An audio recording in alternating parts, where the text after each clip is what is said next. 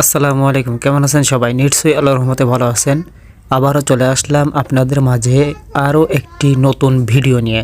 আজকে আপনাদের দেখাবো যে বাইন জালে ওসল ঝাড়তে গিয়ে কি কি মাছ পেয়েছে এবং লাস্ট ফিনিশিং সুন্দর একটি জিনিসও দেখতে পাবেন যদি ভিডিওটি আপনারা সম্পূর্ণ দেখেন এবং আমাদের সাথে সম্পূর্ণ থাকেন এবং শেষ পর্যন্ত দেখে যাবেন যে কি কি মাছ পাওয়া যায় এবং লাস্টে এমন একটি জিনিস দেখতে পাবেন হয়তো আপনারা অবাক হয়ে যাবেন। অবশ্যই শেষ পর্যন্ত দেখে যাবেন।